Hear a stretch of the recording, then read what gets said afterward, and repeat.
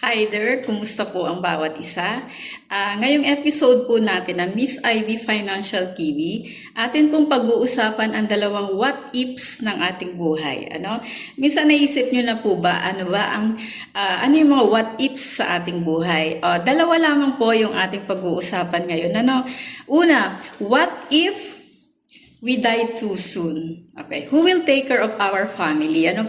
Kapag namatay tayo ng maaga, mostly yung mga breadwinners po, tayo po na nagtatrabaho para sa ating pamilya, either ikaw ay single na sumusuporta sa iyong pamilya, o ikaw ay padre di pamilya, madre di pamilya na nagtatrabaho para sa iyong pamilya. Naisip nyo na po ba kung paano kung kayo ay mamatay ng maaga? Sino ang magsustain sa inyong pamilyang kinabibilangan? Napaghandaan nyo na po ba ang bagay na ito? Okay, yun po yung unang what ifs. Pangalawa, what if you live too long? Paano po kung tayo ay mabuhay ng mahabang panahon? Paano pag nabuhay tayo ng mahabang panahon? Sapat ba ang ating mga ipon o nakapag-ipon po ba tayo para sa ating retirements? Dapat po ang dalawang what ifs na ito ng ating mga buhay ay atin pong napaghandaan. Lalo na po ngayon na tayo ay nagtatrabaho. Kung tayo po man ngayon ay may trabaho, atin po itong secured. Una, what if we die too soon? So, isipin po natin ang ating pamilyang iiwan. Dapat po tayo ay merong insurance. So, ang insurance po ang sumasagot sa pag tayo ay replacement income po ang insurance. So, kung mamatay po tayo ng maaga at tayo ay nakapaghanda o tayo ay nakapag-secure ng insurance para sa ating sarili, ang atin po mga beneficiaries ay may matatanggap na instant money na ito po ay sapat para sila ay mabuhay ng komportable o ito ay income replacement nila. So, kung magkano po yung kinikita nyo sa isang buong taon, dapat po ang inyong kinukuhang insurance ay yung kapalit ng income ninyo. So, narinig ko nga po sa story ni Sir Bart Borja, isa sa aming Big Three, na nung hindi siya naniniwala dati sa insurance, subalit nung namatay ang kanyang isa sa magulang, yun pong insurance na nakuha nila ng nilang mga anak ay sapat upang pag-aralin sila magkakapatid. So, doon lang po siya naniwala sa insurance. So, napakaganda po, no? Ganon din naman si Boy Abunda, na-share din nga po niya na kaya siya ay kasi yung insurance po ng ang kanyang isa rin sa magulang ay namatay, nag-sustain po yung perang nakuha nila para sila ay mabuhay ng komportable. So si Boy Abunda po siya ang ambassador ng Manila Bankers Life. So yung insurance po is income replacement po ito, instant money para sa iyong pamilya. Kung tayo po ay mamatay ng maaga sa ating pagtatrabaho, dapat po ay tayo ay nakapaghanda ng insurance. So, naririyan po ang Manila Bankers Life. Naririyan din po ang Kaiser na may kasama siyang insurance at may healthcare at may investment. So, ano pa yung isa pang what ifs ng ating buhay? Ano po yun? What if you live too long? Who will take care of you? Ayan. Sa atin pong pagtanda, lahat mawawala sa atin. Magkakapamilya yung ating mga anak, magkakaroon sila ng sariling pamilyang iintindihin. Tayo, sino ba ang mag-aalaga sa atin? Sa atin pong pagtanda, ang reality po ng buhay, tanging ipon mo lamang po ang kasama mo sa iyong pagtanda.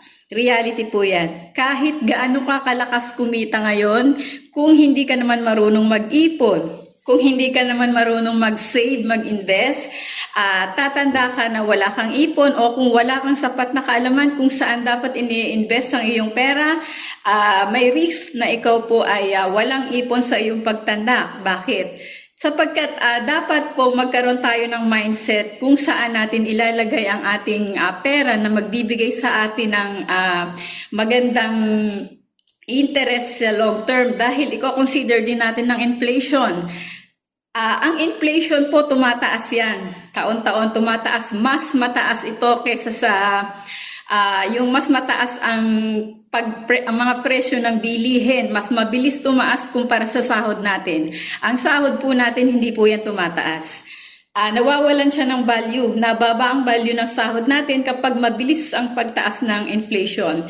So kung hindi ka nakapag-ipon o kung nag-iipon ka pa konti-konti lang, hindi mo alam kung saan investment ito ilalagay, kakainin lamang po ng inflation ng inyong pera. Dapat alam po natin kung saan natin ilalagay ang ating mga pera na magbibigay sa atin ng magandang interest in a long term at magagamit natin sa ating pagtanda.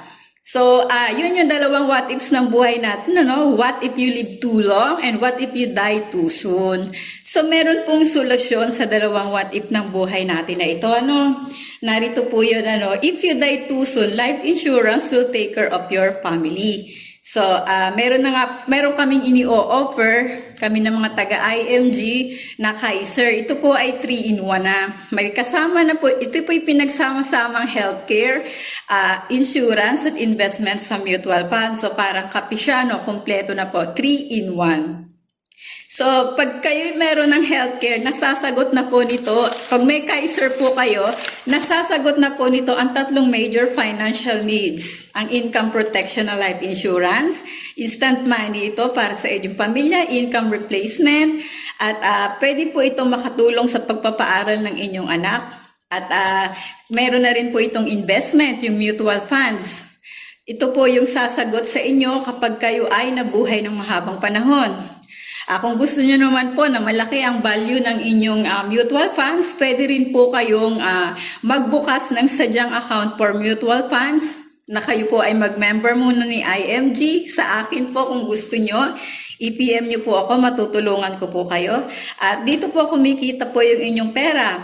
The power of compounding interest.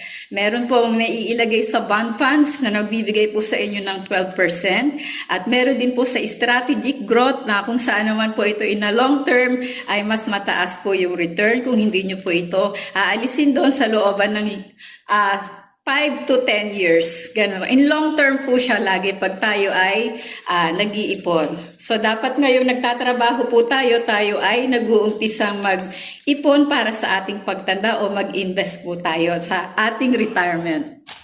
So ano pa yung isang financial needs na nasasagot ng Kaiser?